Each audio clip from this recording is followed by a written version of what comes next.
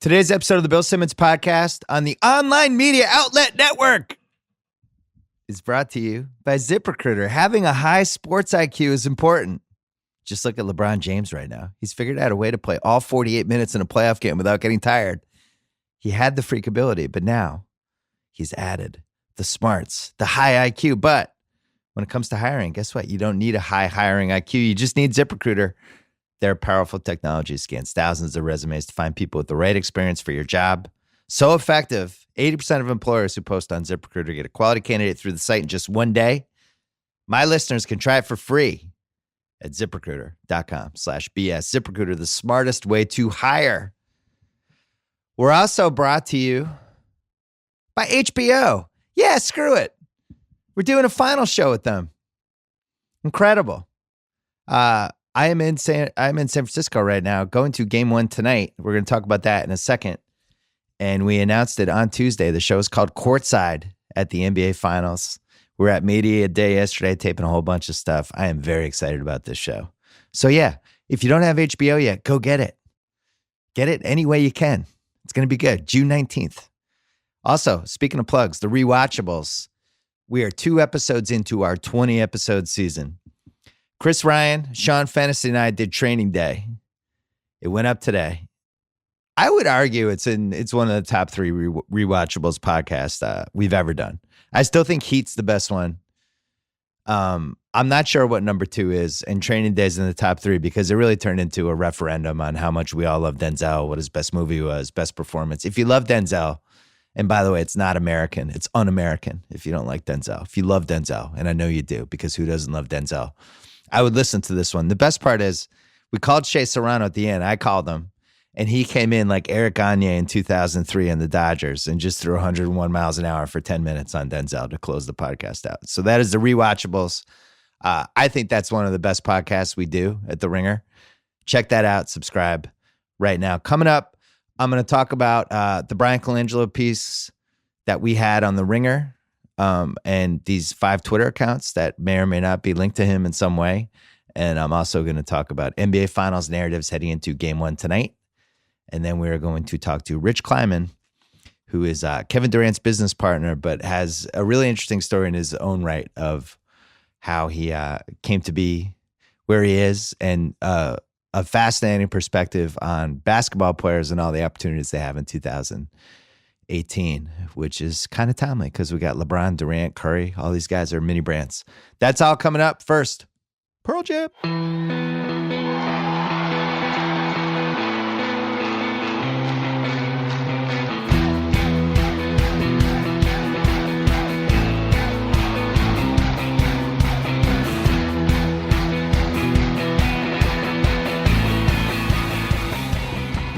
All right, we're taping this in San Francisco. I'm in my hotel room. Nephew Kyle is here.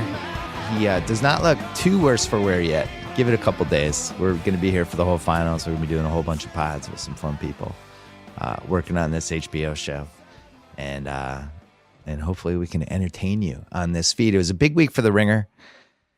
We had a piece that might have had the biggest impact of any piece we've had either at The Ringer or at Grantland. It just blew up. We put it out on the perfect night. It was a Tuesday night right after this really, really compelling run of basketball games. All of a sudden there was nothing there. And then this piece popped up. It's a piece we were working on for a few months. Ben Dietrich wrote it for us. Chris Ryan, the editorial director of The Ringer, he was the main person editing it and working on it with Ben. They covered all the details of the behind-the-scenes stuff over at the Ringer NBA show. So if you missed that, go check that out for a couple extra things. There was a lot of material to work with. And basically, I don't even know if you would call it an investigation. I think it was, this is weird. What is this? Let's keep digging. What this tip that Ben got that these accounts may or may not have been linked, and what's the commonalities with them and all that stuff. And Ben just kind of dug in and turned out to be a pretty incredible story. It's still shaking out. We're going to see. We're going to see how it plays out over the next few weeks with Philadelphia. And if we're ever going to find out who was linked to those 5 accounts. It's turned into, on the internet, there has been a lot of sleuthing. There's been a lot of people almost like they're hunting down a murder suspect or something. It's a story that brings a lot of stuff to the table that makes the internet both crazy and fun and weird and all the things that we've really gotten used to the last 20 years. But for us, ironically, tomorrow is the 2-year anniversary of The Ringer. We launched it on June 1st, 2016. And, we went through this, a few of us went through this before when we were launching Grantland. And, you launch a site and you hope some things work. You're betting on a lot of new people. In this case, this time around, we were betting on a lot of younger people too. And it takes a while for people to get a feel for each other, for the relationships to deepen, to figure out what the attitude of the site is, to figure out what works and doesn't work. And I think we've had a pretty good handle on it now for, I would say, 9 to 10 months, what we're good at, what we're not good at, the passion points that we have, how to use the staff. Now you hit a point, it's almost like putting together a football team where, year 1, you're just trying to hang on and survive. Year 2, you kind of know what you are, you're settling into what you are, and the relationships are deepening, and you're just kind of figuring it out. And it's all good. And that's a really fun stretch. And it was the same thing at Grantland. The second year at Grantland, we really were starting to figure out who we were, what the voice was, and people just start getting comfortable, and they're getting better, and they're getting better behind the scenes, and they're getting better as writers and all this different stuff. This site had a pretty different direction than I think Grantland did, because we were leaning much more heavily right away on multimedia stuff, and especially the podcast network, which we knew from our Grantland experimentation was going to be a big part of what we did. The video, social, all the different opportunities you have. We have, chance to produce shows with HBO and a couple other places. And so it was a little more ambitious, but at the same time, it's the same kind of arc. You're just trying to get better.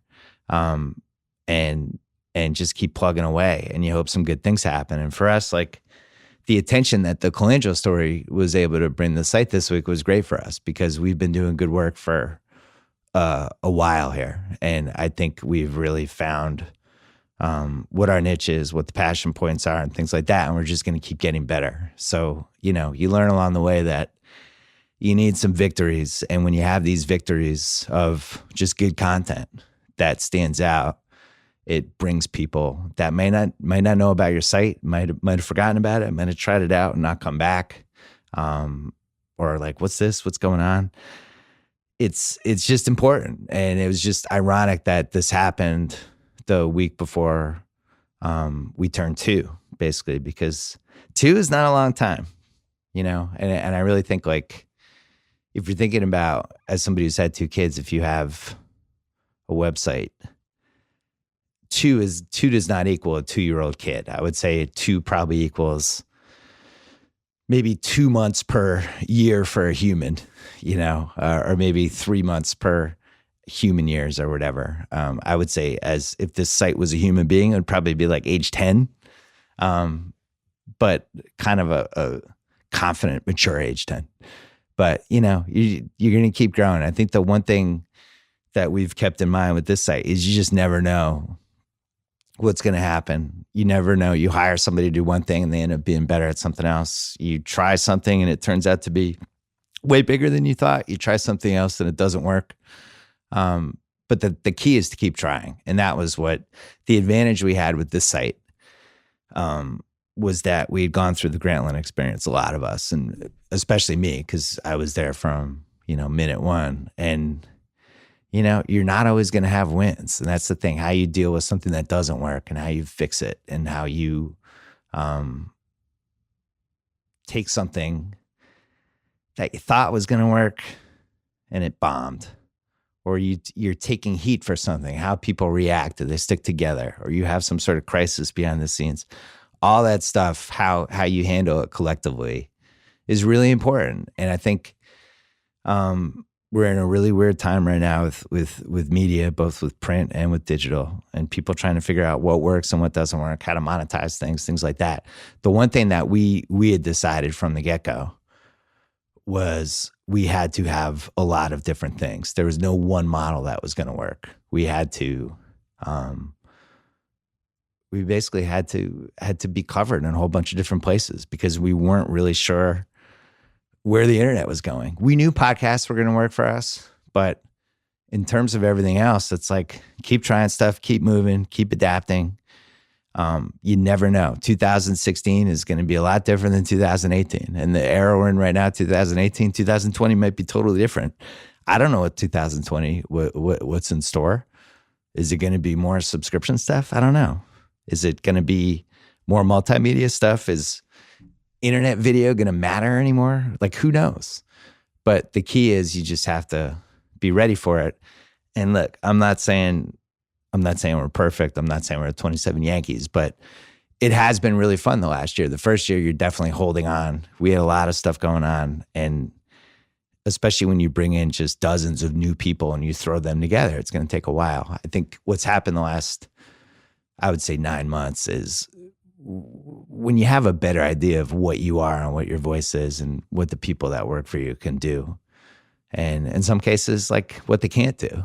You know, you really have to have a good feel for who works for you and what they're good at. And once you kind of feel a little bit settled, that's when it really becomes fun. And, you know, I had this at Grantland too. And then all of a sudden I wasn't at Grantland anymore and you didn't have it for a while.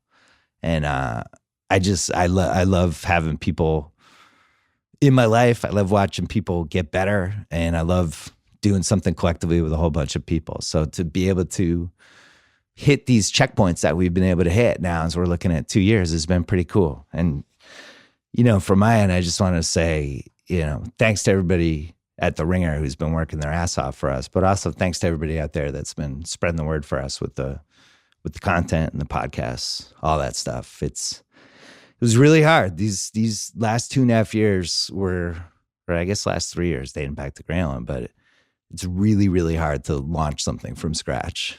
At Grantland, it was a little easier because we had ESPN and we had people helping us that had been through stuff. This time we didn't. It was basically on us to figure out every single thing. And it's hard. There's a reason that not a lot of people do it well. And we learned a lot. There's a lot of stuff I would do over again. Feel the same way about the Grantland experience. But ultimately, when you get to a place where it's at least sturdy and you're doing good stuff and you're putting people in position to succeed and keep getting better, that's what makes it worth it. So this is a great week for our site. Thanks for everybody for supporting us. And that's it. The Colangelo story. Check that out on The Ringer. We might have a follow-up story in the next couple of days about it because we didn't have everything in that story. I think there's some more coming, and I'm interested to find out how it plays out and whether we find out who is responsible for those Twitter accounts and all that stuff. All right, let's talk about the finals. Hey, here's why I'm a big fan of SimpliSafe Home Security. SimpliSafe is ready for anything that gets thrown at it. If a storm takes out your power, SimpliSafe is ready. If an intruder cuts your phone line, SimpliSafe is ready. Say they destroy your keypad or siren, SimpliSafe will still get you the help you need.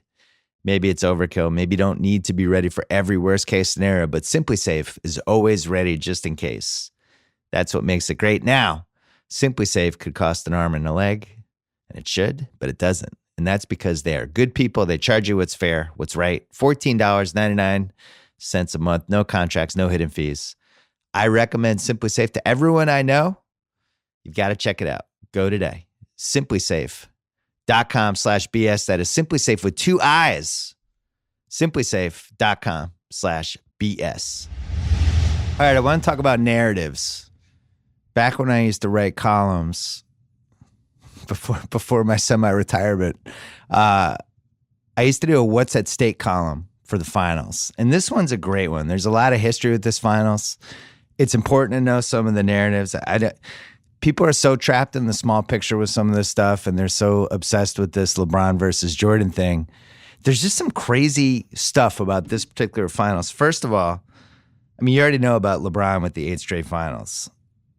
It's really him, Bill Russell, Casey Jones, and Sam Jones are the only 4 guys who've ever done that. I think you could make the case LeBron, I've heard it both ways. He's never really gone against a superstar in the East from 2011 through 2018, with the exception of Derrick Rose. The Chicago fans would argue he was a superstar. I guess you could make the case, but he really hasn't had to go through like Durant in his prime or any of these dudes in their prime. But at the same time, 8 straight finals, having to go 3 rounds of pop, the fact that he's won 24 straight playoff rounds in the East is kind of staggering. You go back and you look at Russell and what he had with the Celtics in the early 60s, late 50s, and you're talking like 8 teams and 9 teams and things like that. So you knew about that one, but I don't think enough's been made about the Warriors potentially winning 3 titles in 4 years. This is not a long list for these teams. You have the 50s Lakers, they won 5 and 6. You have the 60s Celtics, they won 8 straight. They won 11 and 13. They became the iconic dynasty that we always point to. The 80s Lakers won 5 and 9, but they also won 3 and 4, and they won back-to-back. The 90s Bulls had the 3 three-peats. The 2000 Lakers, they had the three-peat. Other than that, to win 3 and 4 and to go back-to-back in this day and age with how hard it is just to get back to the finals every year, and how hard it also is to just deal with the injuries and people coming at you in the bullseye, and what it's like to play basketball in this day and age, and social media, and it's 12 months a year, and the way you can game plan against guys, and it's kind of incredible. And then you think about it, and it's not that incredible because they have Kevin Durant and Steph Curry and Klay Thompson and Draymond Green on their team. But it should be mentioned, 3 and 4, I think puts them in position to be the team of this decade. They might be the team of the decade already. On the flip side, if they lose, it's really not any different than what Miami did in those 4 years, where they made the finals 4 years, they won 2. The Warriors win. If they lose this final somehow this year, they made the finals for 4 straight years, they lost in 2. It's the same arc as Miami had. But if they win this finals, then you're looking at 50s Lakers, 60s Celtics, 70s is a hodgepodge of teams, and everybody was on cocaine. The 80s, the Lakers, Celtics were kind of the prince of that decade. The 90s were the Bulls. 2000s, the Lakers, I hate to admit it, but they won 3 in a row. Shaq and Kobe won 2 more with Kobe and Powell and Odom. They won 5 total. They were the team of that decade. And I think if the Warriors win this, they are the team of this decade. All right. This is crazy. And I couldn't believe that I actually came to this conclusion.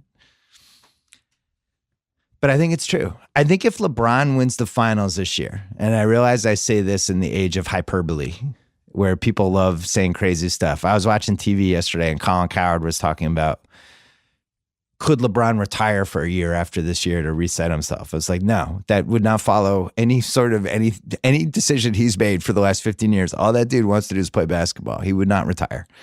So, but I get it. It's finals week. People are saying crazy stuff. If LeBron wins the finals, if he beats this Warriors super team with this relatively crappy Cavs team he has, I think you can make the case this was the greatest basketball performance start to finish we've ever seen. Now, here's the evidence. Right now, he is closing in on 3,800 minutes. He played over 3,000 in the regular season, at 743 minutes in the playoffs. He's played, I think, 550 more minutes than anybody else in the league this season. He is at the 100-game mark in the 15th year of his career. If this series wins 7, let's say this series goes 7 and they win, he's looking at 107 games. I would assume he would play another 300 here in the final, so over 4,000 minutes. And by the way, his stats right now, he's averaging 34, 9, and 9, 54% shooting, played 41 minutes a game. He's got a 33 PER. He's demolished all the win share stuff, and he went 48 and 48 in Game 6 and Game 7. It is one of the most staggering achievements I have seen in basketball. And if they get swept by the Warriors, it'll still be staggering. If he takes them to 7, it becomes a different story. And if he somehow beats this team, I honestly think it tops anything Jordan ever did. It really does. Jordan was never in this position where it was basically just him in Game 6 and Game 7 with no Kevin Love. The second best teammate he had in Game 7 was Jeff Green, who is one of the 4 most frustrating players I've ever rooted for in my life. Kevin Love's back now for the finals, it looks like. But who knows? I mean, it's just from a competition standpoint, the deck is stacked against him like it has not been stacked since, I would say, 2007, when he pulled that really goofy Cavs team to the finals. So you got that. The other thing, we've talked about this before, but there's only 6 guys in the 40K AK club for people who've played at least 40,000 regular season minutes and 8,000 playoff minutes. It's Kareem, Kobe, Duncan, LeBron, Shaq, and Pippen. He has the endurance that he's shown for these 15 years is really out of control. And I'll be interested to see if he can keep it going. If he can somehow get this to 7 with the way he's learned how to slow the game down, how to conserve energy, how to just control the pace of it. It's not much different than what he did in 2015 when he kind of dragged that series along too. He's just better at it now. And, you know, there's also the shadow of, is this it for him in Cleveland? Where does he go? Does he go to Houston? Does he go to the Lakers? Does he go to Philly? And now there's some Boston buzz this week, which I swear to God I didn't start. I don't see that happening. But there is a finish line with this whole whole LeBron thing that's looming that I don't feel like it matters right now. But if they get killed, if they get swept, as we talked about with House on the podcast the other day, I do think there's a chance that he just looks at this and goes, I want to win another title. I can't do it here. I love you, Cleveland. That's it. So that's in play. Now, wait, there's more subplots. We got LeBron versus Durant, part 2. Durant went toe-to-toe with this dude in the finals last year and was better in that series. He was better. He played better. He made bigger shots. We left that series thinking LeBron is the best player in the league, but Kevin Durant is also the best player in the league, which is super confusing. But he was the finals MVP, went toe-to-toe with him. There aren't a lot of players who can say that. And I do think they brought the best out of each other to some degrees. Durant has had, we're going to talk to Rich Kleiman a little bit. He's had, he was still one of the 5 best guys in the league this year. Maybe one of the 6 best. But, I wouldn't say this was his greatest season. I think he's had flashes of this being his greatest season. I think he's had games that rank among whatever anyone else can do. I think what you saw in Game 7, especially in the second half, the dude was outrageous. But the consistency, the alpha dogness has not always been there. But here's the thing. He measures himself against LeBron. You are going to see Kevin Durant's A+ game in this series. And by the way, probably the best person to go against LeBron. I don't know if LeBron can guard him defensively and have the ability to do all the stuff that he was able to do in the last couple of series offensively, which is another thing to watch. You think about Game 7 against Celtics. LeBron James was basically left Jaylen Brown. He was like, go ahead, knock yourself out. Keep shooting threes. I'm not going to chase you around picks for this whole game. I need to save my energy for offense. He was just able to do it. If he's guarding Durant, you will not be able to do that. My guess is they'll put him on Draymond Green and have other people thrown at Durant. I don't really think there's anybody on the team who could guard Durant. I think Jeff Green maybe can slow him down if you're getting the rich man's Jeff Green and not the homeless man's Jeff Green. So you got that. LeBron versus Durant. Don't sleep on that matchup. That's just getting buried in all this other stuff. Warriors Cavs 4. We've talked about this a lot. The quadrilogy. We have a trilogy. What do we call when it's 4, Kyle? I like that. The quadrilogy? Yes. Okay. Kyle's down with the quadrilogy. It sounds like a Keanu Reeves movie that's straight to video. It's crazy. The 4, even the Lakers and Celtics didn't play 4 straight finals. I'm both bored by the matchup and also kind of excited. I actually randomly ended up in an elevator with Ty Lue last night. And I was like, is this like deja vu for you? And he's like, yeah, same time every year. We've been here for 4 straight years. Don't even know what year it is anymore. But that's cool. It's not going to be as cool if the Warriors win in 4. We talked about LeBron's last dance in Cleveland, potentially. We talked a little on previous podcasts about could this be it for the Warriors? Would they keep the top four? Can you do it financially? Durant's going to want to get paid this year. How do you keep everybody? What kind of luxury tax is that? What happens to your 5th through 12th guys if you're just paying all of your salary cap for 4 dudes and then Andre Iguodala and Livingston? We'll see how that goes. I have a feeling there's not going to be a quintilogy. Quintilogy? Got it again. Oh, thanks, Kyle. It's almost like we're related. Yeah, so that's happening. And then finally, this is a key point, and I'm probably going to talk about people when we're doing the HBO show over these next 2 weeks. I do want to ask different people about this when we have the opportunity to talk to them about it. I think the real difference between Jordan and LeBron, I'm not ready to I just hate the who's better thing because I think the eras are so different. The one thing I think that's changed since I wrote my book was that you just can't compare the Jordan era and the Russell era to the LeBron era. Every era is different. And I think if I wrote that book over again, I would think about GOATs by generation is really the only way to do it. Maybe you separate it by every 20 years and you go Russell and then you go Kareem and then you go Jordan and then you go LeBron. And that's just how you do it. Or you split it up into almost like a championship belt of GOATs where Russell from 56 to 69, Kareem from 69 to 80, Bird and Magic as a combo from 80 to 90, Jordan from 90 to 98, Shaq and Duncan together from 99 to 07, and then LeBron from basically 07 on. And by the way, Kobe fans, I'm sorry. LeBron is just a much better basketball player than Kobe. If you're talking about franchise all-timers, he just is. Kobe is in my top 10. LeBron is one of the 2 best players who ever lived. Like, stop it. So however you want to do it, you know, MJ versus LeBron, here's the thing. Here's the key difference between them. And if somebody else has mentioned this, I'm sorry. But I have not heard this other places. I asked Steve Kerr about it yesterday at Media Day, and he made the Steve Kerr, he made the face he makes when he's like, oh, that was a good point. Like, Jordan never had the carrot that LeBron has. All right, so what's a carrot? Jordan vanquished everybody who was in his way. He spent 3 years trying to get through the Pistons, got through them. Now Magic's in the way, gets through him.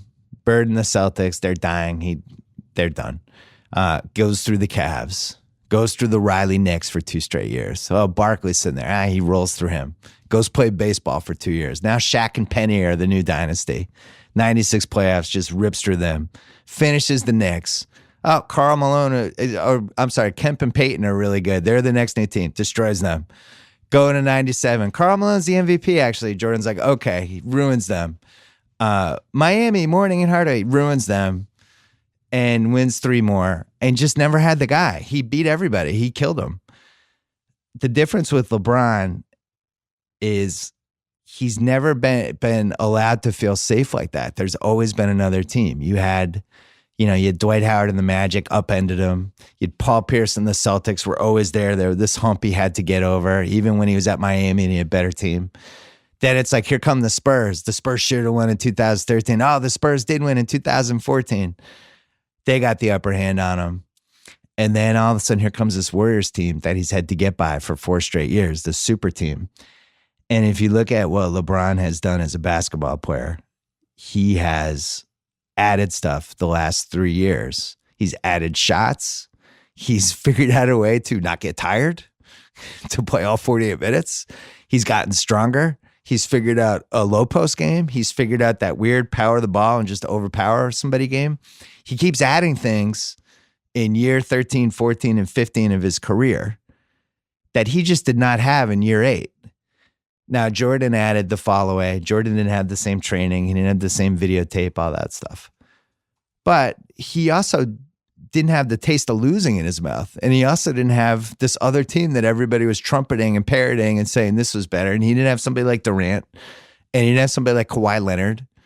And he didn't have Paul Pierce and KG. He went through all those dudes, whatever his generation's version.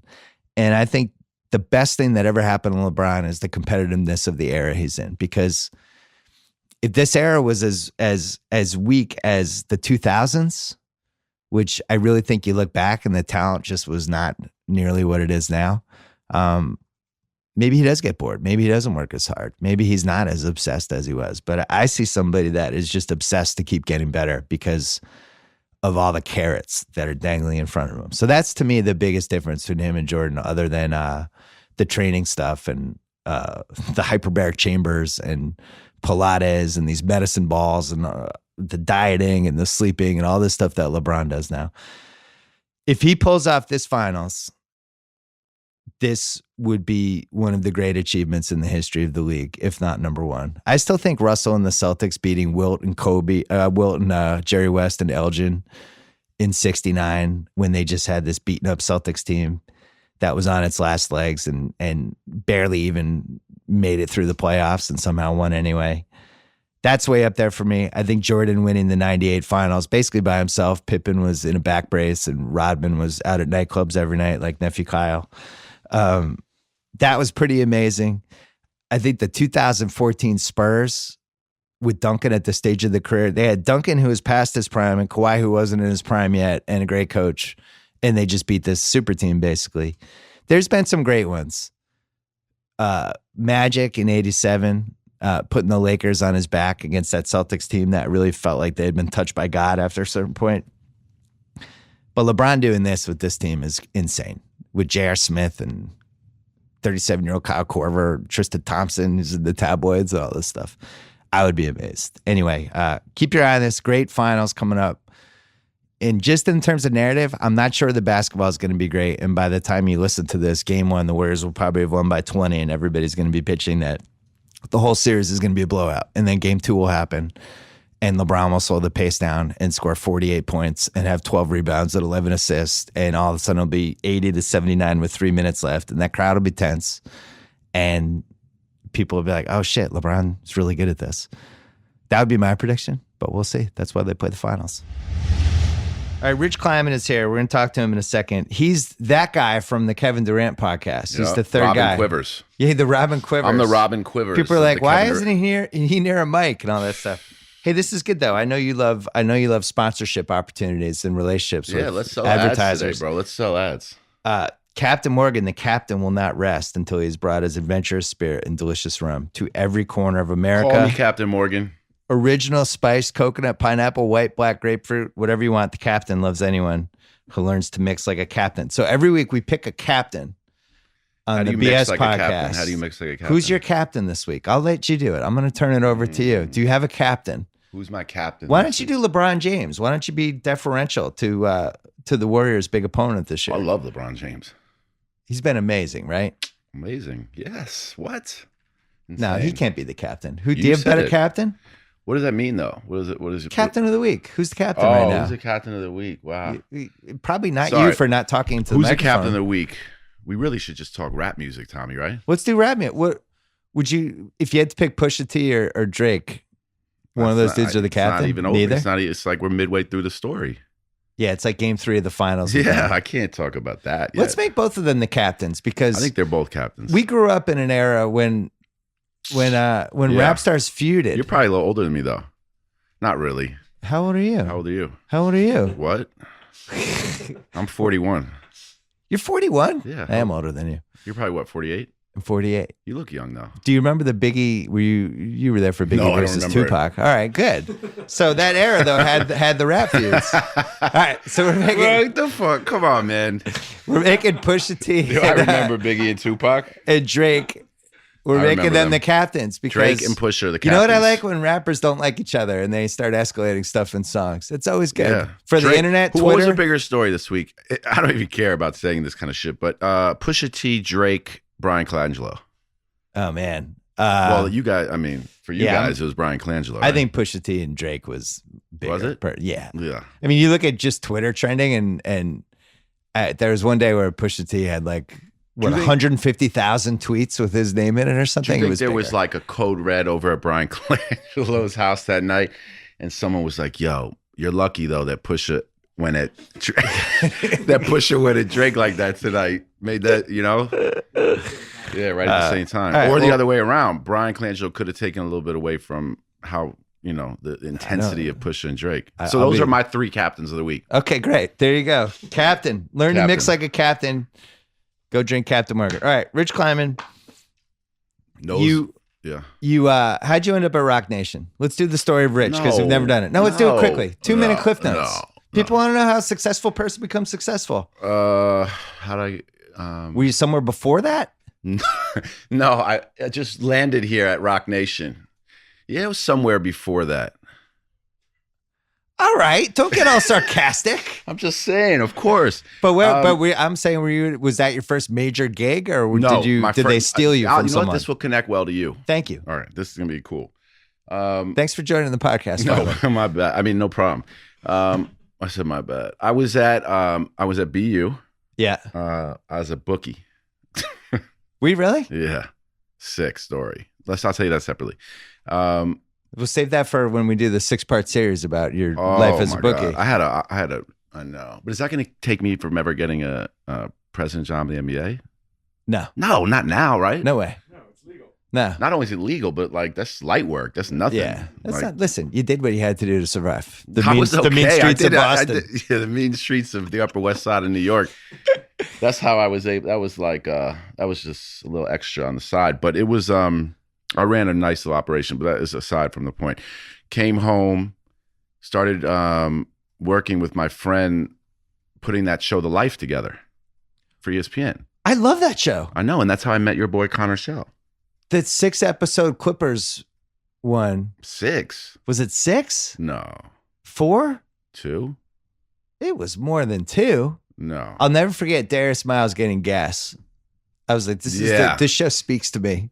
Darius Miles is getting gas right now. That show was good. Didn't he almost drive away with the thing still in the gas tank? He did. I was like, this is my show. I didn't do the one. There was a really good one on Aaron Brooks, the Saints quarterback, Aaron Brooks, where like he was going to a Monday night football party at his boy's house or something, like one of the other Saints, and he got lost. So the entire time, the whole episode was like, remember when people gave you directions and you really had to like follow directions? Yeah. Like if you see the church on the right, you went too far, make a left at the mobile, but then make your first right, but it's not really a right. It kind of just veers off to the right. So like that shit sounds insane now. Like how would you ever get to where you have to go? So the whole episode was like we were lost with Aaron Brooks. I remember Steve Francis and Catino Mobley went to go buy a Ferrari. Yeah, that was the good. other highlight. They were so sick. They were funny together. And they were both wearing jogging suits, and they walked in and jogging suits or whatever, You sound warm older up than me. outfits. I don't know what the fuck they were in. They were in they were about to go to practice. Yeah. And Remember they walked Biggie in- and Tupac? Yeah, remember those guys? Those guys were nuts. But they walked in, and the guy who worked at Ferrari just had this look on his face like, I prayed this morning that something good would happen. And now here are 2 of the Rockets thinking about buying a Ferrari. Yeah, it was just exactly. so fired up. That was a great show. It was kind of, good. It was pre all this shit that we have now that, Yeah, it's just reality TV. now you're working with Kevin, but Kevin's got Well, stuff. you just LeBron's got jump stuff. from No, the we're going life back to it. Oh, okay. But now these guys have direct access where they could just be, Kevin could Yeah. come home today in his car and film something on Instagram and just post it. Yeah. And it'll be like, here's me, I'm at the game. But in 06, I didn't have that. In 03, I didn't have that. I didn't know any of these That was dudes. 2000. Yeah. The funny thing is that it's like, in some ways, it's so easy for anybody to produce content now, right? So it's like everybody can announce a deal. Everybody's partnering with so-and-so. They're putting out so-and-so. But it's just putting such an onus on having to make the content compelling now, because like seeing someone drive, like watching Kevin drive to the game is cool, but it's not like, right? Like that's an Instagram story. You know what? I'm not even going with cool. It's not even cool, right? It's like, You know what's not cool? Just watching somebody drive somewhere. No, it's not exactly. The but only that time shit I used to enjoyed be it was amazing. That Tom was versus Time, that which was cool. an infomercial and was still filmed You're like well. a stan a little bit for Tom. Well, it was an infomercial. But there was one where he's driving home from the game with his wife, and Gronkowski calls, and Gronkowski's on the speaker, and I'm like, I'm in. This is great. Yeah, I didn't watch that. I'm but- in the car with this. Yeah, but that's because Tom Brady doesn't give you that. You know what was really sick? Did you see Tom Brady's Instagram post like a month or 2 ago? He was home with his kids in his indoor pool, whirlpool, Yeah. like water slide shit. Did you Yeah. see that? That was sick. His That was a fun. lot of that show was wide shots of his mansion in the giant circular driveway. Yeah. I didn't see the show, but that's what this But as Instagram a post Pats was. fan who's followed him his whole career, I was like, this is cool. And now I know what Tom Yeah. Brady's driveway looks like. I was into it. Yeah, no, so it is still cool, right? I do think all that stuff is fun, especially if you're a fan, but it just put a little bit more of an onus on like, what are we doing? Like back then it was like the storyline was let's go get a Ferrari with Cuttino Mobley and Steve Francis. Yeah. But you could They just didn't know any scroll better. through the internet now and you'll get that with like some famous person every day. Cribs was like that too. I remember Yeah. I wrote about it at the time, but Zach Randolph did a Cribs that is one of the greatest half hours of my life. Really? They went through his giant house. At one point, he had a framed picture of Nelson Mandela, I think, on a piano, and he just showed the picture to the camera, and he's like, Nelson Mandela is a great man. He's a great man. And put the picture back. I was like, I love this more. Yeah. But now it's like we have too much access to our guys. Yeah, exactly. These But guys it's are cool. all It's just so available. It's more challenging though. You got to come up with cool. Well, obviously, it's more challenging. I saw the Uber commercial Kevin and LeBron did. It was not that. You didn't like it? I just wish you'd asked me for creative advice. Would have pushed you guys a little bit. Yeah, Couldn't they yeah. argued about something?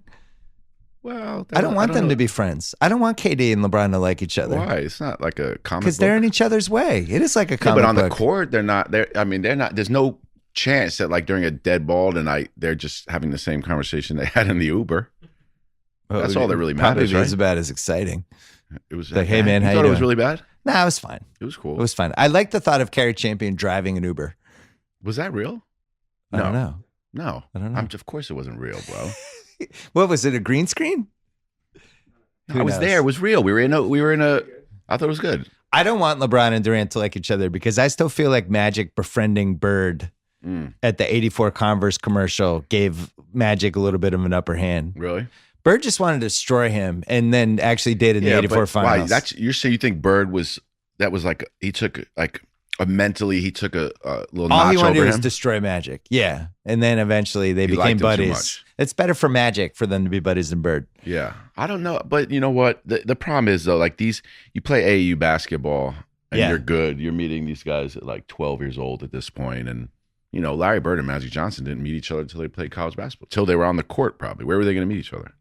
Yeah, I was thinking with in Game 7 of the finals because Eric Gordon was playing well, and I was thinking like, I wonder how long Durant's known Eric Gordon. Like they Yeah. were a year apart. They were probably playing AAU when they were like 12, everybody, 13, probably right? everybody on the court. Yeah, all those dudes. Yeah. Are you going to turn your phone off from buzzing? No. What do you got? People asking for tickets? No. We're taping this right now. It's about 12:30 West Coast time. People don't really like ask. Like Final start. in I a don't little get bit. like a random ask for ticket. When I worked in the music industry, it was more of that. All right, so let's go backwards. So now, Oh, so I was you working do on the the life, and then what happens? Let me do it quick because I mean, no one really cares what like I did. That's just like. I'm telling you, I've had this podcast for 12 years. People love the how All I right. got here part. So I of worked these. on the show The Life, Yeah. and I was young. I was 21 years Was old. your dude Patchkoff involved? Yeah. He got me involved. He asked me to come work with him. So your best friend, Jamie Patricoff, who you've known since you were 4, No, not 4. 6, No, and I ended up doing a 30 for 30 with him. 10, 9. Big movie producer now, but Yeah. did a 30 for 30 in Very the first big. series. Very big. So I went to work on the show. We partnered with that company, Radical Media. So we did the show out of their production house. Yeah, I know Radical Media really John well. Kleiman. Yeah. One of my early mentors. Because he let me work out of the office. I just dropped out of college. I had no real skill set. So you're mover shaker. I'd say so. Yeah. I like Unlike that. now. No, now I'm moving and shaking more than ever. How did you become? I'm locked in. How'd you get into music? Locked in, Tommy. I was in Tommy thinks you're getting soft. I don't know. He was No, talking he about doesn't. it earlier. Man. No, he doesn't said think that. He No, knows that's not thought- true. He knows that's not true. Tommy's got his laminate on 6 hours before the game. He's ready. he's fired up. So I was working on the show, and I remember somebody asked Jamie and I who was going to work on the music. So I just jumped into it, and I knew a lot of people in New York. I had this like network of friends that from going out that were one person was starting a band, one person was a producer, one person was a rapper, one person was an artist, and I just figured that the best thing that I could do in this budget they gave us was to accumulate all this music, put it into a library. And I went to everybody. I said, I can put your music on this show on ESPN. You can watch it with your boys or with your girlfriend on Saturday morning. You'll see your name in the credits, and I give you $500. You're talking about some up and coming band in New York or whatever it was. Oh yeah, they're everybody over the moon. was down for it. Yeah. So I just started doing that, and all I was doing was having people sending me demos and calling like Raucous Records and having them send me like High and Mighty CDs and Talib Kweli, and then I would go to my Mark Ronson, who was like the biggest DJ in the city, but was turning into a producer. Would go to like DJ SNS, all these key people, and just tell them to give me beats. Yeah. And I'd say, tell me which one have samples, and I have like 2 different folders. And if it had a sample, I wouldn't use it because I couldn't clear that. And I just started working with the editors and cutting the music to the show. And this was like earlier internet, right? So they couldn't even just send you the files; they had to actually hand deliver them to you. Then right? I would go over to the record label and pick up the demos and stuff. So I started doing that, and the music for the show was something people really started to like, and it started to become fun. Like I was sitting there and watching, like sitting in the final cut and watching them edit the episodes and suggesting songs. And then I remember they were like, we need a theme song. So I went to a friend of mine who had this like independent rap label, this kid, Matt Marcus. It's always good to say their names, you know what I'm saying? Because if he's listening and then I don't say his name, that's not cool. I grew up with Matt. So Matt Marcus, my man, he had this artist, Tribeca. I don't remember how it all exactly came about from there, but it was his song. Tribeca had this song called The Life, or he put this song together for me called The Life. And yeah, he must have written it for the show. And I had him write this song and put the song together. And everyone was like, that was it. That was the theme song. Remember it? It was incredible. People loved it. Everyone was singing it. It was how did it go? I forget. My life is all I have. Yeah, that's right. Yeah. Yeah. So, but then the buzz around it was so big. I remember Raucous Records said to me, we should make like a record out of it. And I could get some of these facts wrong, but it seems right. And Pharoah Monch ended up, it's like another rapper at the time who I love, ended up putting the hook onto it. And we released it as a commercial single. And it was on like this sound bombing album that Eminem was on like in 2000. So like all of a sudden I was in the music business. And I really wanted to work on The Life because I was obsessed with sports. Like I remember going to the Speedy Claxton shoot that never made it on air, sitting there and introducing myself to Larry Brown and Pat Croce. I was sitting in Sixers practice and I was just obsessed with it. I was just like an obsessed basketball fan like you. And I was in the Sixers practice, like, and I'm 21 and I was a bookie a year earlier. So like I made it in my mind, I guess, be around sports. But then the music thing, working on this show, took off. And then people started calling me. They wanted to get their music on the show. And then The Life ended. And I remember John came and was like, we're doing this commercial for Chevrolet, or I'm doing this show for ESPN. I'm doing this show for VH1. Can we use your music library? So I just camped out at Radical Media and I was a music supervisor. I figured I'd get back to sports later on. So I was doing all the music for these shows, and the money I was making was like whatever. If a budget was $25,000 for a commercial, if I spent 15, I kept 10. If the budget was 5,000, I spent 1, I kept 4. So like I was hustling. But everyone I went to, I wasn't robbing them. I was being honest. I was like, this is what I have. I have $5,000. I'm going to give you $1,000. That's what I got. I'm going to do this commercial. I'm going to do this show. And I built up this library. And then I started meeting all these producers and artists. And I got a bit obsessed with the music industry. But in the way that, like, you know, growing up in New York City, the cover of New York Magazine is Puff Daddy. The cover of, you know, the New York Times style section, Jay-Z. And it's like I'm obsessed with basketball players and obsessed with the NBA. And they're kind of merging. And not only they're merging, it's like, well, who's cooler now? Like, it used to be like the ball players were the coolest person in the room. And then all of a sudden you're sitting in a Knicks game and it's like, damn, Jay-Z's, who's this cool motherfucker? It's the coolest dude I ever met in my life. So I was just like, I want to be around this. I just want to be around the music business. So I never loved it though. You know, like I love sports. Yeah. Like going to these games is the icing on the cake for my business now. It's not really my business, you know, like, that's not the core of what I do, but I mean, I'm not, that's everything. Like you get to go to the NBA game tonight. All the other stuff you're doing, The Ringer, your show, Andre Giant, all that shit is incredible, but you get to go to finals tonight. Like that's what we love to do. I still love going to a basketball game more than anything. That's me too. It's my number one favorite thing to do. Me too. To go to a really good basketball game. Me too. Like I'll go see Brooklyn Nets versus like Detroit on a Wednesday and it's raining out. I don't love that, but I'll go. The good thing about the NBA is you can always get something out of a live game. You can go to a baseball game and it could suck for 3 hours. Yeah. And you go to a football game and it could just suck. Yeah. And nothing. Yeah. But at a basketball game, it's almost like it's the game, but it's also the people. There's always something to see. It's human interactions. Without question. All and the these shit's going athletes, on. like I back to the net game, not to knock. I went to the net game And all of a sudden, Jared Allen like cocks a windmill back from like 20 feet out. I'm like, I just saw some shit I'll never see again the rest of my life. Like that was insane. So I love that. But back to what I was saying. So I'm in the music business, and all of a sudden, a lot of these artists that I'm getting on these shows are like, well, you know, if you're making, this is the first money I've ever made. So how about you manage me? So I was like, I'll manage you. Yeah. And I was like, so I started managing these guys. And then one of the first people that like was really talented that was like, yo, I need you, you know, how about you work with me? I know you don't have any background like really in this, was Mark Ronson, who now 20 years later is like still winning Grammys and producing Grammy Award winning albums and selling out festivals. And he was the preeminent DJ in New York City. He was almost Lindsay Lohan's brother-in-law. That almost happened. Yeah. Well, oh man, that was weird. So I managed Mark. I was carrying his crates to the parties where Jay-Z and Puffy were like that. So I'm out and I'm a club kid, but I'm not in it yet. I'm not like in the inner circle. Now Mark is letting me carry his crates to these parties, and now I'm in the inner circle. And for someone that does pride themselves on networking and moving and shaking, like now I'm in the room where I can help, you know, build my career. And the cool thing was Mark knew my wife a little bit, and I got married really early. Like I had a, you know, my wife and I were together early, so we just kind of partied together. So like we all went out, and when I was out, I met people and met new people. I knew Damon Dash, who was Jay-Z's old partner. Yeah. And then I met Jay-Z's manager, John Maneely, and I set a meeting up for John with Radical Media with John Kleiman, and that ended up turning into. I actually met John Maneely through this girl, Asia DeVore Branch. You know what I'm going to do today? Everybody that actually really helped me in my life, I'm going to say their full name. I think it's funny that I had to convince him to even just give the 5-minute thumbnail man. version. I'm a narcissist. And now you've dropped 122 names. Fuck and it, counting. man. And then on a Wednesday, I went and got an egg white omelet with Listen, Damon you know Dash. why? I'll tell you why. Because I really don't need to talk about this. You can edit the whole thing out. But if I'm going to talk about it, I'm going to say it the whole way. Well, no, you took us You down. can cut the whole thing. You No, go, I worked on The Life, and then I worked with it. Kevin Durant. No, this is good. But now you're in shouting distance of Jay-Z. Yeah, well, Now you're in the room with Jay-Z. That's what you asked me. Yeah, you took us there. So then John Maneely introduces me. I introduced John to Radical Media.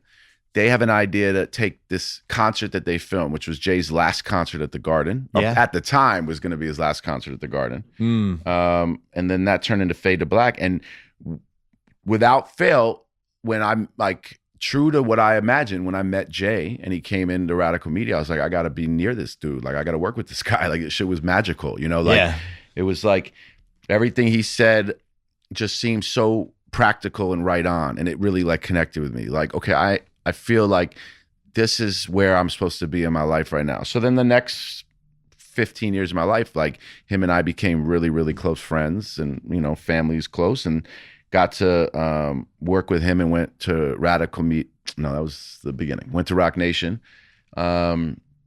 And the artists I was working with at the time, like Wale, Mark Ronson, this kid Daniel Merriweather, a bunch of DJs. I managed a whole roster of DJs. Samantha, Q-Tip, D-Nice. I was just moving around. Like, and the DJ's like kind of the secret money.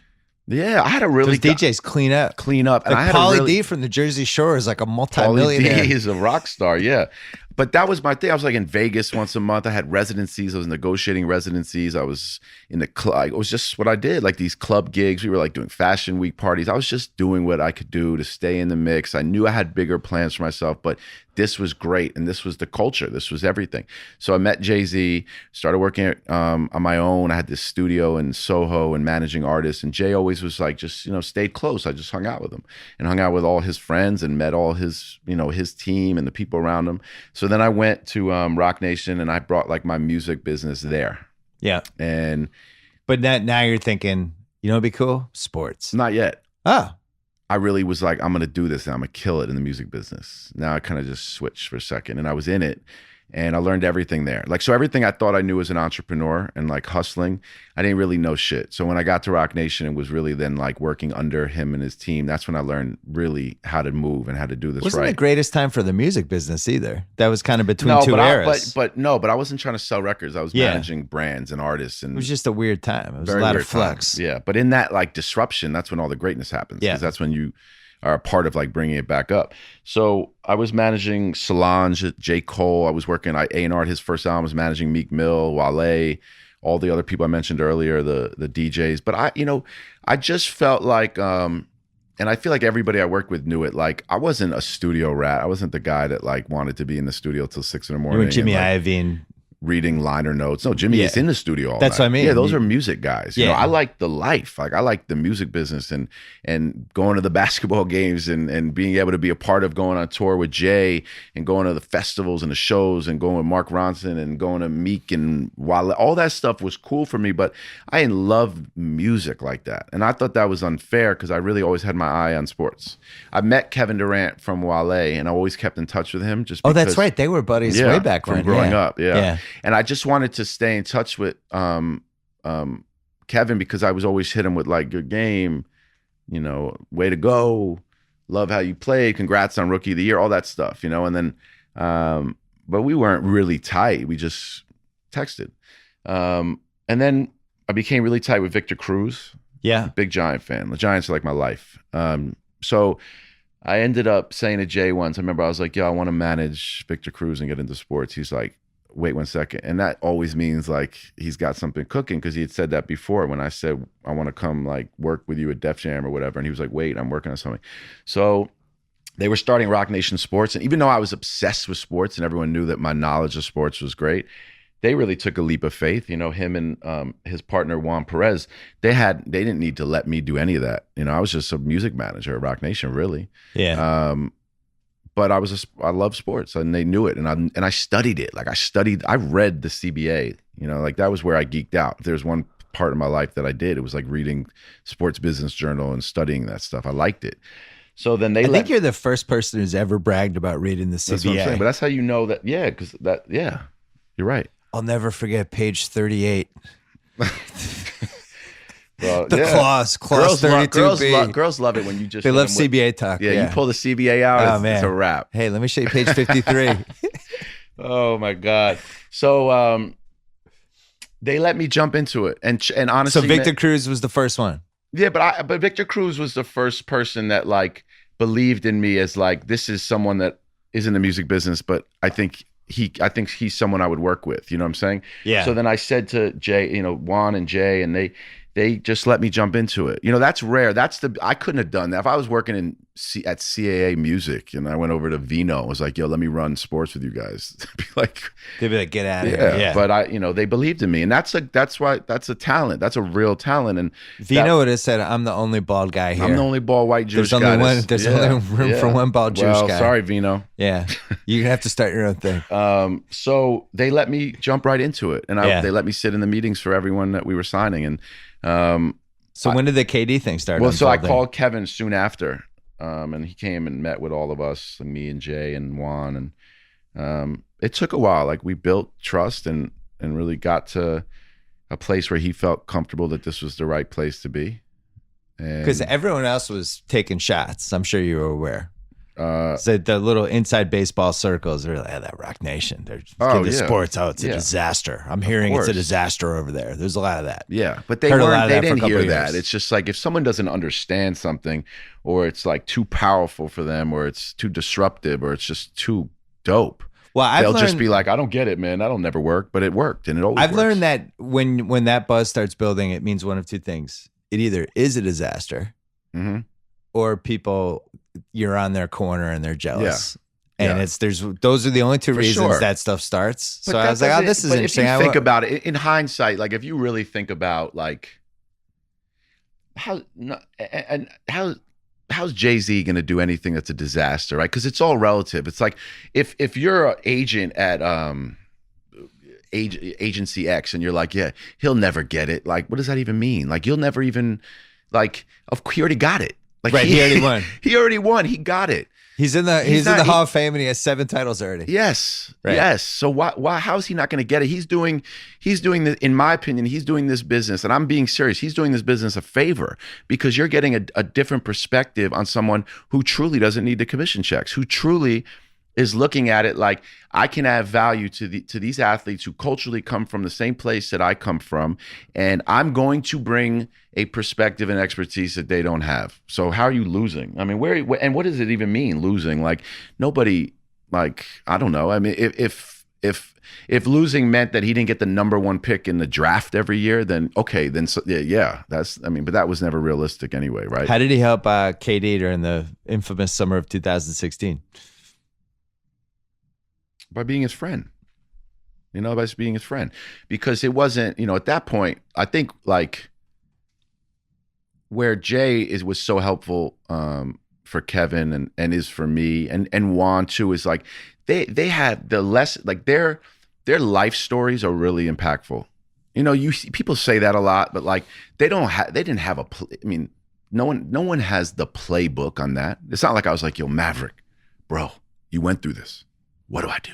Like nobody knows. It's like Kevin made a decision on a team to go to. It's just like any life decision. Like when Jay-Z chose a label or sold a company or didn't sell a company. When we decide if we're going to ask our wives, it was his decision. He was gave great life stories and life lessons and perspective. But so that was the way he was helpful and still is helpful to both of us. Even though businesses have evolved and I think that Kevin, by watching Jay-Z, was like, man, I want this. Like, I want to have my own empire. I want my name in front of the office, right? And Jay-Z being Jay-Z was very encouraging of us doing that. So what you get from him now is perspective and experience and life lessons. So that's where he's still helpful in everything, It's the children of the Magic MJ generation. I think that's this decade with basketball players, watching them. It's not like they weren't brands before. Yeah. I think the difference now is it's almost like with SNL in the early 90s when the SNL cast members started getting movies. Yeah. And people started looking at SNL like, I'll go there for a couple of years and then I'll become a movie star. Yeah, exactly. And people, the that NBA did not like, work though for those. Well, SNL for sometimes people. it didn't work, but it was always they saw this other carrot that was kind of dangling over in the corner. Yeah. And I think with basketball now, these guys are coming in because they're learning from the previous generation and they're learning. Yeah.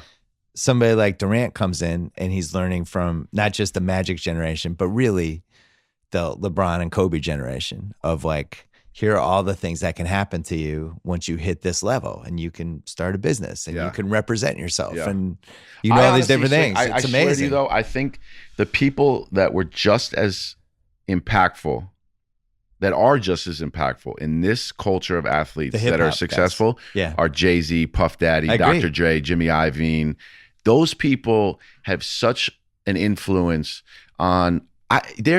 Kevin and I have so many conversations where I'll reference something I learned listening to Jay-Z, even if I wasn't involved, just being in a room, being in a studio, and how he would have handled something, or how, even like, Juan as his partner, for instance, or Tata as his friend, or whoever, Emery, whoever these guys are, their dynamics, like taking some lead from what I watched and how they handle the situation to how maybe I can do that for Kevin in our business and how we handle our situations and stuff. And I think that they look at the blueprint. Clearly, LeBron, I think for basketball players, in terms of building a business of this magnitude. Well, but Magic did it before him. But Magic did it, but Magic didn't do it while he was playing. True. Right? And LeBron was the first one. And Michael Jordan did it. And I'm not, Michael Jordan, I've never done business with him, and I would assume he's a great businessman. I don't know, but I would assume he is. But his business is so big. So it's like Michael Jordan did it while he was playing, and then the Michael Jordan logo, icon, all of that. How about that? How about him so controlling big. his own footage? Michael Jordan Pulled that off. That's incredible. I mean, that's he like pulled off some incredible shit. Yes, and doesn't talk about it. No. So like most people today, and I'm victim to. Everybody's victim to. We just live in a different age. Like if I worked out some deal to control all of Kevin's footage, one way or the other, you'd all know that I worked out some deal to control Kevin's footage. And I'm not saying that I would do it in like some like selfless plug, a shameless plug. I would just like, that's how you have to continue to compete now. Michael Jordan just worked out a great deal, right? If he really did, I don't know that, but he did it. They kind of owed it to him. Yeah. But LeBron is doing this during his career. That's insane. I'm bringing Kenny Anderson into this. Love Kenny. Are you getting Anderson. excited? But first, we're going to take a break.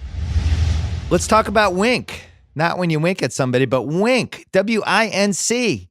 Wink makes it easy to discover great wine by shipping wines that are personalized for you right to your door. It's the best day of your month, all starting at just $13 a bottle.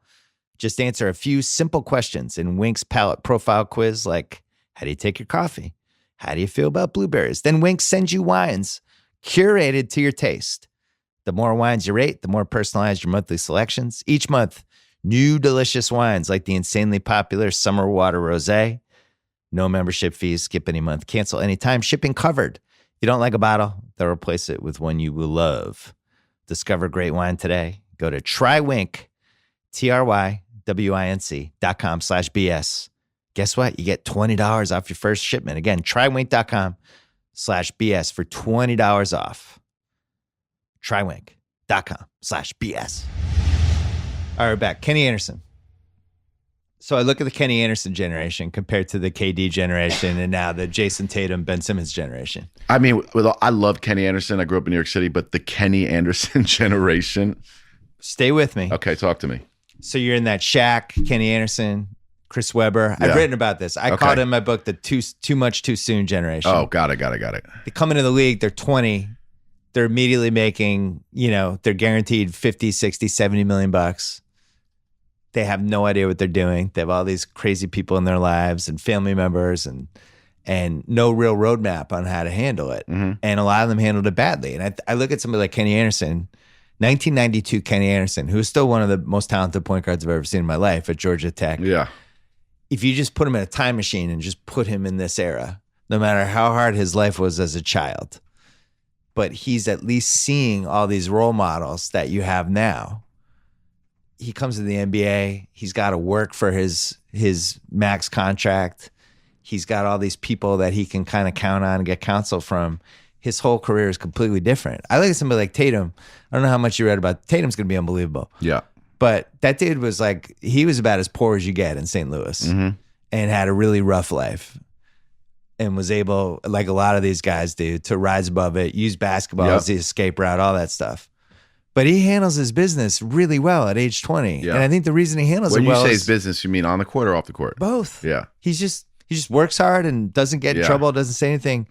And I really think it's the LeBron and KG generation. KG? KD. Okay. That have the way those guys handle their business. The young guys that come up are like, I want to be like those guys. This is how they do it. Yeah, that's dope. And I don't feel like that was the case until this decade. No, you know what's funny?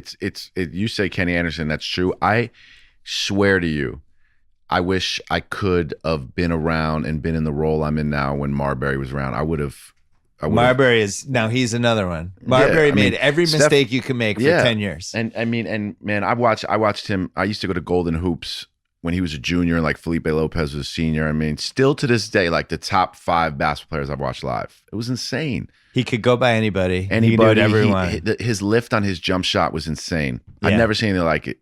Yeah. And he was just, the way he got to the hoop was like Derrick Rose and Russell Westbrook, but like way before that. It was insane. Really tough life, but guys have tough lives now and they're fine. And I think back then, if you had a tough life and then a lot of stuff thrown at you, just the degree of difficulty became harder. But what happens is you know what happens is a lot of times people talk about the life they had before they had money. So like you refer to their life as tough because they had no money, and no question. Well, more than no money. Well, it's like, how am I having dinner tonight? Of course, no. Listen, I'm not taking away from that, but that's or like people are like, we're not going to have electricity for December. But poverty, of course, like nothing can put you in a position mentally to be able to overcome that. And I haven't dealt with it. I'm just saying I can't even imagine.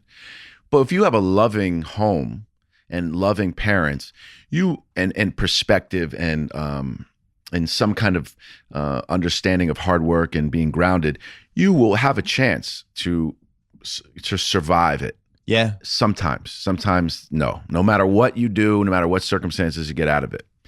If you're in a broken, fucked up home, no matter how much money you have, it could also fuck you up. There's no rhyme or reason either one. What I don't think people realize though sometimes is once these guys get in the league, it's not smooth sailing from then on. The issues that come up in your life with your friends, with your business, with your family, extended family, all of it is like, so I don't know. I'm not saying Stephon Marbury went through that. I know nothing. Well, his family was pretty, I don't know, but I don't know family, that. Though. So I don't know anything about his life, but I'm saying that Marbury, we don't know what goes on when they're dealing with that. Like, I don't think people understand what LeBron, let's just take LeBron. It'd be ridiculous if I just talked about Kevin Durant. And I don't know anything about, I know LeBron, but I'm saying I don't know day to day LeBron James has so much stress, period. Yeah. That he's got to deal with. On top of the load he has on the basketball court, the business he runs, the foundation he has, it's just stressful. It's stressful when you can't see your kids every day. You travel all the time, right? I'm leaving after this game and I'm going back for my daughter's birthday and I'm coming back. I'm blessed to be able to do that. These are two great things. But that stuff all adds onto it. And maybe like Marbury had all this stuff happening and it just broke him, or maybe it was back in his childhood. I don't know. Just bad advice. Like you think about it. Advice. He was eligible for a max contract after his third year. I think he was like 22 maybe. Yeah. And he's with KG, who's one of the best players of that generation. And KG had just signed for $120 million. And Marbury gets it in his head, well, I want to be the guy on my own team. Yeah. I don't need KG. It's like, actually, you should never want to leave KG. Agreed. This is the best thing that ever happened to you. But no one knew that then. Well, no, they knew KG was. No. I'm saying, but people, they just didn't know. It's like, I need my own team. Yeah. I'll make the most money but on this other team. that shouldn't have broken Marbury. Yeah, but it's like if that's not why you put Vaseline on your face. No, he's definitely, there's some shit that happened. But I'm not even saying that to be foul. I still love Stephon Marbury. I'm just saying that's not what it was. Whatever it was, I don't know, but that wasn't it. It took him a while to get to that point. He was still really good. I mean, he was good enough to be a starter on the Olympic team even in 2004. You know what's fun? Him and AI's all-star fourth quarter. Amazing together. Yeah. So KD comes here. Mm. And then at some point you just realized that your entire business was KD and you dumped everything else. We were doing that before he came here. So what year was that? It was like the last year in Oklahoma. Yeah. But I had been telling Jay-Z and Juan and them the whole time. I was like, listen, first I was like, I love all of this and I love the opportunity, but I quickly realized that like the business of basketball, football, baseball, we're no different than saying like, yeah, I work in film and I work in the culinary arts and I work in this like, at 35, I'm 41 now, at 35 to jump into that business. It's not like I could have been in my opinion, I couldn't do what I wanted to do in every sport because it just felt like. Well, I'd say basketball is the best position for it. Basketball and the hip hop. No, for sure. But what I'm saying is like, each other the most. I didn't see how I was going to like rep. Right. A tennis player and KD and do it the way I wanted to do it. I like to really be in the weeds, like I'm at the games, I'm at every photo shoot, and I don't have to be. I'm at every charity appearance. I don't have to be. It's just I like to be. If he's got to do it, I got to do it. That's how we can build a great business together. Like I don't want him to. Did you see the Silicon Valley potential when you moved here, or is it something that? I mean, of course, but like he wasn't. How Kevin it was? wasn't trying to hear that. It's not like I was like, all right, pros, tech companies. Like not as close to like where you grew up. Like that wasn't one of them. All basketball for him. It was all basketball. Yeah. But for you were thinking like it's all basketball, but also, well, if we want to really start a business and potentially own a piece of an NBA team or an entire NBA team someday, this would be a nice place to be. I know. No? I know it sounds like it's bullshit, but no. But now you see it. Well, I saw it then, but it's not how I looked at it because that was not fair to him because then I could have been like, okay, well, I think you should go to the Knicks because then we're in the middle of Madison Avenue. Oh, and I live down the block. Oh, I think we should go to the Lakers because then, we should be in the hot. Like you're a Knicks fan. You knew you shouldn't have gone to the Knicks. Well, no, I know. You might as well just like slice his hamstring. That's sick. That's sick. It's like going to a haunted house. Slice a hamstring. You can't do that to somebody you care about. That's Send not them to true. the Knicks. The Knicks are going to be fine, man. No, they're not. What are you talking about? Okay. They're never going to be fine. That's not true. They'll be fine when they have the right owner and the right person running it. You're just cocky because you guys are about to have I'm like a cocky. 10-year dynasty. Point to me the NBA team that has succeeded with terrible management and bad ownership. They don't have terrible management.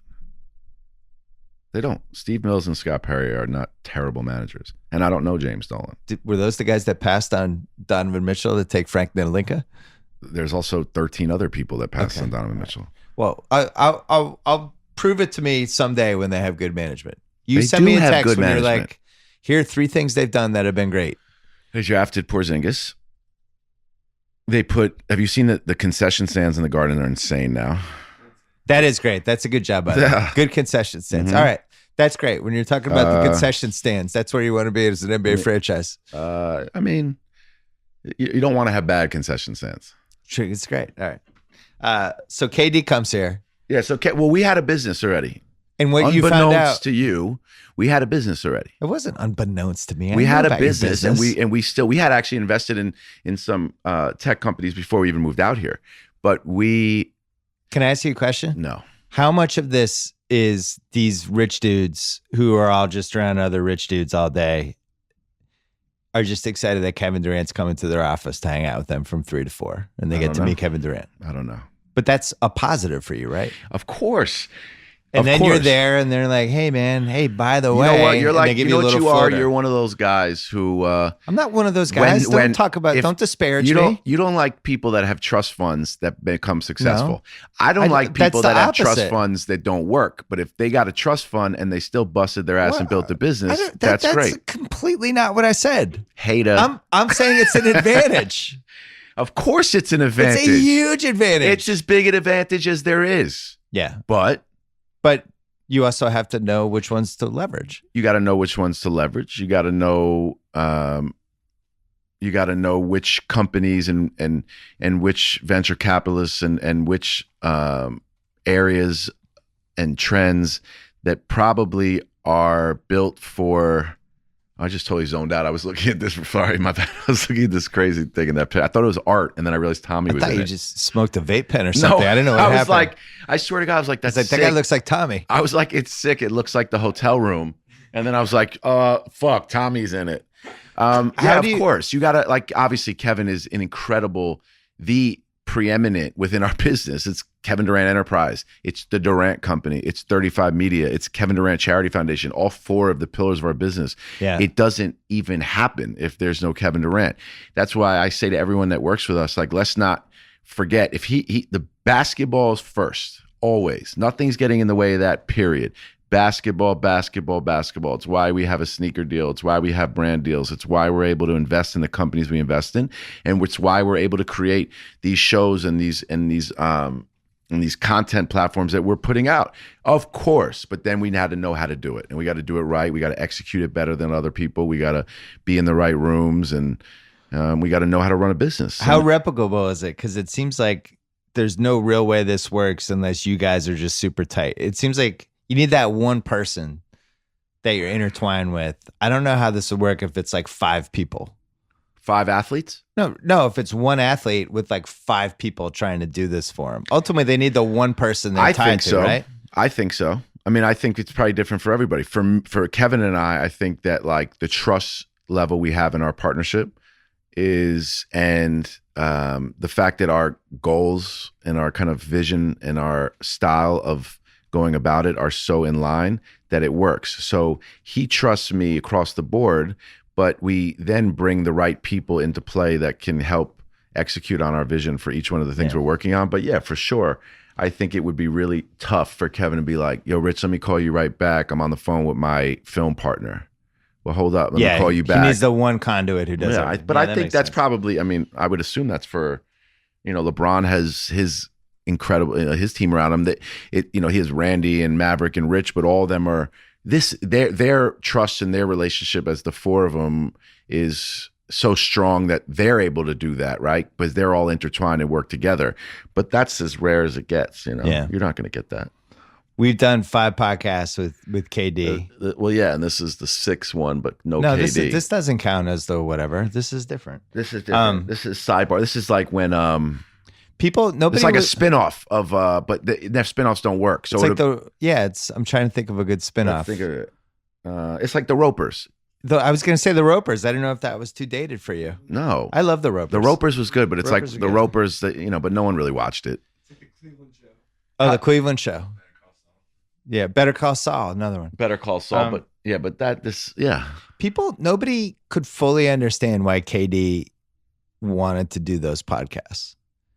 And I would explain it to them like, because he just wants to those are have people honest conversations with people. You should tell all those people they take life way too seriously. Like, why? What do you mean? That's the internet, though. That's what we do. Why would he do it? What does he get out of it? Yeah. What's in it for him? What are you and Rich up to? Like, what do you mean? He wanted to do a podcast. What do you think why does anyone do anything? I think I don't know how to get it. What do you mean? Yeah, the thing. You want to do a podcast with you. You want to talk. It's fun. You two are friends. You get along. You both love basketball. Why else would you do it? I think my takeaway from it was just he's all about truth, getting to the truth of stuff, and he wants to have these conversations. He's just like, let's shoot the shit. Here's how I feel. I'm not hiding behind stuff. This isn't the press conference version of me. Yeah. Here are my thoughts on things. Only thing that there was only one third rail that we ever had, and it was Westbrook. Anytime it veered toward Westbrook, it was the only time I could feel him pulling back. Other than that, he would talk about anything. The Westbrook thing, I think, was so raw that we that's the one topic we've never really had an honest conversation about on the pod. Yeah, but and it might never happen. Well, but that's probably because he comes to do the podcast with you because if I don't know, but I my guess is more because of what I said. Yeah. You're saying because it's the truth, cool. Maybe there's like an underlying thing. I think it's because he has a good time. He loves talking basketball with you. He's comfortable. He knows that it's interesting to people to hear what he has to say, and he wants his fans to be able to get that. But this is a comfortable setting. And then just like any other friendship or relationship, you bring something up and you say, you know what, man, I'd rather not talk about that. Yeah. That's all it is. He's not hiding for anything. I mean, no. He loves Russell. So it's more like, I mean, there is nothing there. No, I know there's nothing there. Yeah, so I just think it's more to do with that. Like, okay. I don't think he has enough distance from basically those guys splitting up to talk about it in a way he's comfortable with. I think it's foul to talk about. Why would he talk about that? That's what I mean. Yeah. Like, I just don't think he's ready yet. But why at some would point he he's talk going to be. But then he'll talk about it with him. That's what I mean. Yeah, he's not going to be like, Bill, I'm ready. No. No, but here's what it's going to be. Here's what it's going to be. It's going to be Russell's in town on January 13th. We're ready to do a podcast. Oh, that's when he'll be ready. You want them to do it with you, you're saying? That's when he'll be ready. Oh, maybe. Or maybe not. Might never happen. It might be one of those NBA TV things like Shaq and Kobe had like 25 years later. No chance. That I don't. Their faces caked with makeup as they stare at each other. Russ. I do think people ask me. I get asked about the KD pods. You know, every so often, I'm like, "Hey, people really did not like that last one we did, huh?" I never pay attention to the feedback on it. Well, what was the feedback? Tommy, you pay attention to it. The numbers were people like all of them. I got the feeling people didn't really like it. No, I think people were confused that KD still has like a bubbling anger underneath everything, and they don't fully understand that. He doesn't. That's the funny. Well, thing. that's the thing is, like, if you're in the room for those, it's almost like it's like a busting balls, like kind of going back and forth. It's not that it doesn't feel like in the room what maybe it sounds like a little bit. Yeah. But I do think I get it. My big takeaway on him is just having spent the time with him that we spent is just like, I think he's still like, his feelings are still hurt by the OKC thing a little bit. And I don't think he's fully recovered from it. I really don't.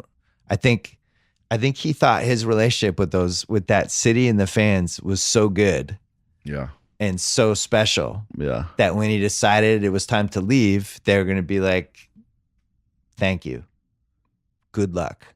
We're still rooting for you. You're still part of this. And when that didn't happen, I think it made him, and that's a lot of the themes in our podcast that we've done. We did 5, probably came up in 4 of them. Yeah. Like maybe. Just like, oh shit. I honestly, I think this like his whole concept of loyalty now is shaped from a lot of that and a lot of like, why can't players pick where they want to go? Why do I owe anything? And all that stuff, and it all came from that summer. Maybe. Honestly, I know that you're going to think this is like really whack of me to say, but like, I honestly, that's I can't talk about that with you. That's my friend. I'm just telling you what people what they tell me about. Oh. They're like. People come up to you and say that to you? Well, they asked me about KD and they're like, man, it still seems like he hasn't gotten over blah, blah, blah. You know what I noticed? Every once in a while, I'll see on Instagram, you'll post a picture on like a night where like you went to take, how many kids do you have? Just 2. 2. Just 2. Just 2 that I know of. Just 2. This is not a safe time to say things like that, Bill. Are you admonishing me? I'm just saying that you know about. I have two. I have two children. You have two kids. Two kids. Period. Two kids.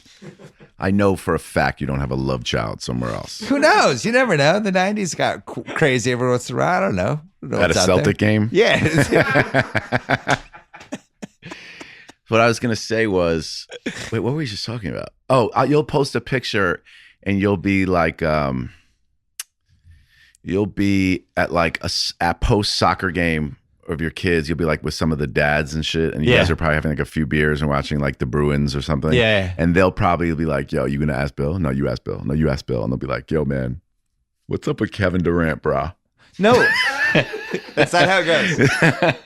He sounds so angry, Bill. What's up with him? It's much more direct and easy than that. And usually it's the moms. It's the soccer moms that ask. But they're always like, I heard your Kevin Durant podcast. And then they'll go, what's he like? And I'll say, then you didn't hear the podcast. I was like, what he's on the podcast, that's what he's like. And they'll be like, no, but what's he like? And I'm like, when the cameras that's actually off. I was like, that's actually what he's like. That's the cool thing about this podcast is that's him. He's like that, and we could be at dinner. And it's that the same. moms really ask you that? Yeah. Did they ask you the same thing about like Al Pacino's podcast? Yeah. Like that when was I so had Ethan Hawke on 2 weeks ago. So and you know I what got we a should bunch do? of Ethan Hawke. Wow. What's he like? He sounds like a great guy. It's always what's he like. Yeah. That is funny. You're right. Yeah. Because here's the thing. They're never going to generation though. That's funny. That's actually interesting because I bet you no one in their 20s would say that. Well, it's so you hear a podcast and it's so intimate. And it's a conversation. Like obviously people who hear this, they can tell that we know each other. We bust each other's balls, all that stuff. But they're always wondering, is this performance theater conversation or would this actually be the conversation if the mics weren't on? And I think the thing people don't understand with the KD, the stuff that we've done is like, maybe the first one was a little bit performance because we know each other that well. But the last couple, I was like, that's what it would have been like if the mics weren't there. We would have had the same conversations. Yeah. I might have busted his balls a little deeper on stuff, but for the most part, that's what it's like. You know which one I thought was amazing? Remember the one in LA in the like cigar room? That was the best one. That might have been because you started with the we Q&A. did the mailbag. Yeah, the mailbag.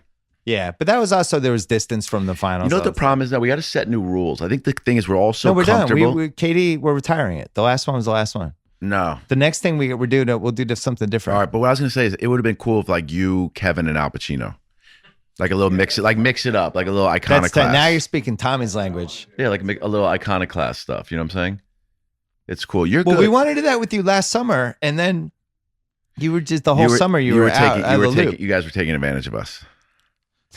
You said you guys started to think that it was like that. It was no just taking sweet. advantage. Yeah.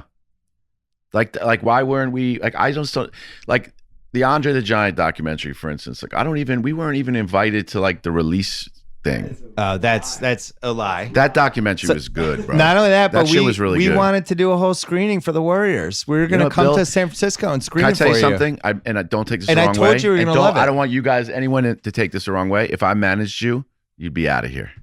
You'd be a rock star. I'd be out of here.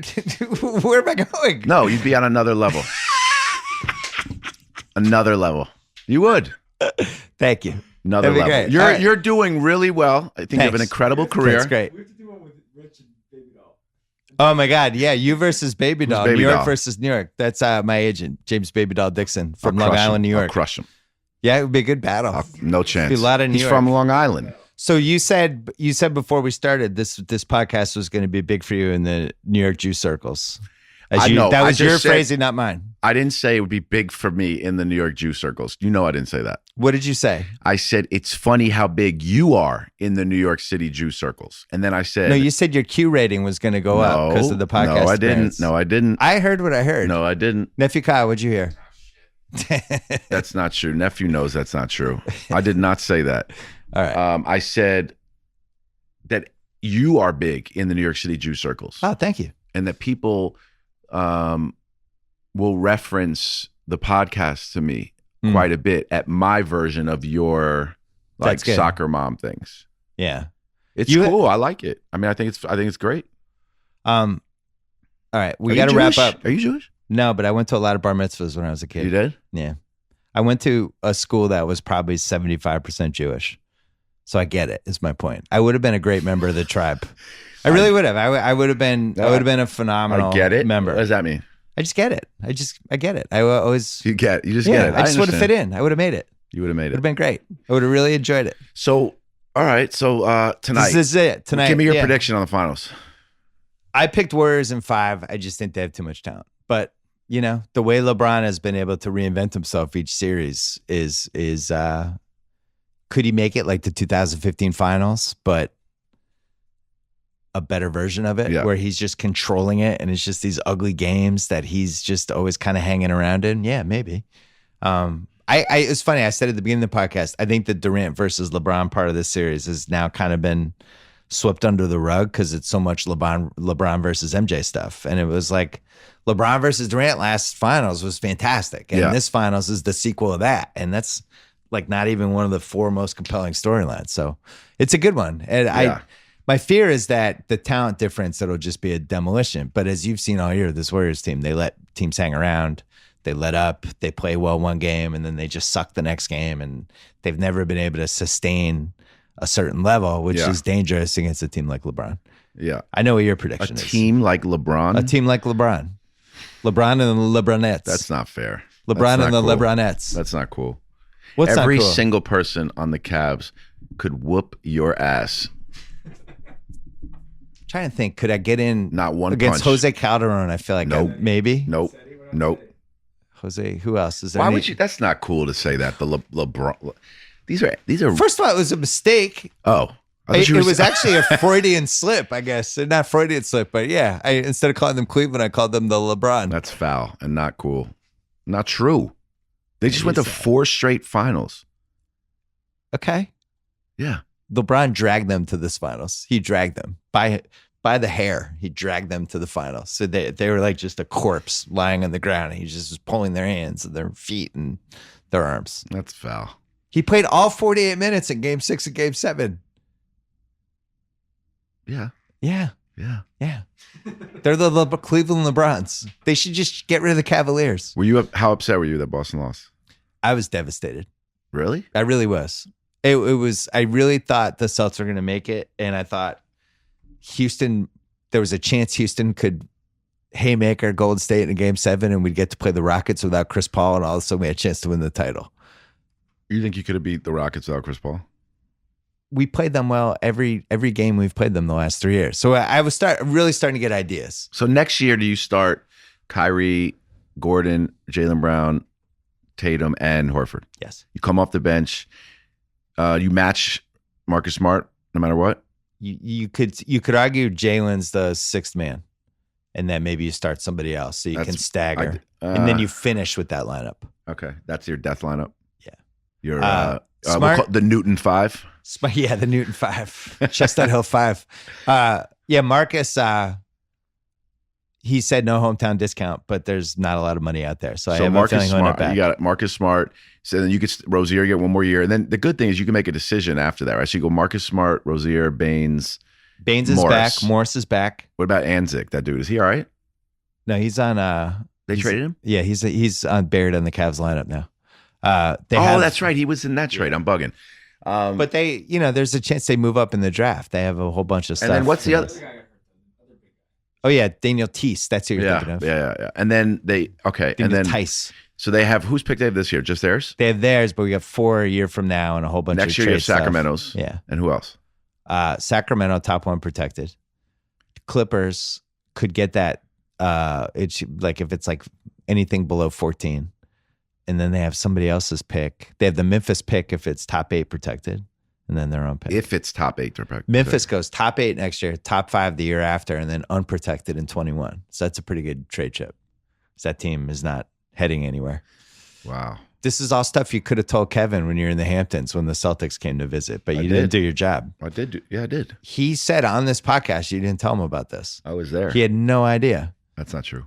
Did you think that he was going to go there? He was misrepresented. What can I tell you? I get if Kevin went to the Celtics, we probably wouldn't have done one podcast. Think about it that way. Yeah, it's true. It would have just been corny. I don't know if you had the Alaska Airlines deal either. No chance. We had to talk about we that. could have had like yeah. All right, we got to go. There's a chance. There's a chance we might do another one of these at some point at a weird hour. Who knows? A weird hour? Yeah. You hiding me? You burying me? No, just like at 1 a.m. You're burying me? Maybe you and KD could just do it. I'm not even in it. It's just the two of you. We've been offered that. I'm just saying you could do one after like game 3. Why don't you guys offer us one? What do you want? We'll make you an offer right now. You want a podcast? Yeah. 10 episodes, 100,000 episode. 100,000 an episode? Million. Give me 10 episodes, I'll make the money back. All right, we'll talk after the $1 pod. million, let me hold my own podcast. Not Kevin, me. You? Trust me, I'll make you the money back. What's the going All right, rate Rich. for an ad for you guys? We'll talk about it afterwards. All right. Rich, good luck tonight. Good luck Thank during you. the series. You might pop on again. Thanks for do it, telling us bro. your story. And by the way, I didn't even tell you my story. get the life. ESPN has this OTT app. It's on what? This OTT app that they launched. What, The life ESPN should Plus? be on the OTT app. Yeah, because they have like all the 30s on there. Maybe Get the I'm working fucking on Lifes something on else there. with them. No, but get the lifes on there. Oh, you mean archive? The library. Yeah. Oh, yeah, we should tell Connor that. I'm gonna that'd be tell him. cool. I'm gonna text Tell him right him. now. Tell him. All right. Thanks for coming on. All right, bro. Thanks so much to ZipRecruiter. Don't forget to check them out at ZipRecruiter.com/BS. Thanks to Simply Safe Home Security. It's prepared for anything. If a storm takes out your power, if a phone line gets cut, if your keypad gets destroyed, Simply Safe is ready. They will get you the help you need. You don't need to be ready for every worst case scenario, but that's what makes Simply Safe great. It's always ready. I recommend it to everyone I know. Go today, simplysafe.com/BS. That's Simply Safe with 2 I's. simplysafe.com/BS. Thanks also to Flea Flicker. If your fantasy site makes managing the league difficult, switch to the site built for commissioners by commissioners. Flea Flicker. Email and live drafts, year-round access, taxi squads. It's the perfect platform for dynasty and keeper leagues. It's got customization for 125 scoring rules, 12 positions. It's just launched a magical one-click import tool for ESPN leagues. Move your ESPN league to Flea Flicker instantly, all with one easy click. It's 100% free. Find out why thousands of leagues have switched to Flea Flicker this season. Go to fleaflicker.com/BS, FLEA, flicker.com/BS. We will be back. Who knows? If game 1's crazy, we'll come back and do a little emergency micropod tonight. If not, we will probably see you at some point over the weekend because we have a lot of stuff planned. That's going to be a lot of fun over these next 2 weeks. Until then.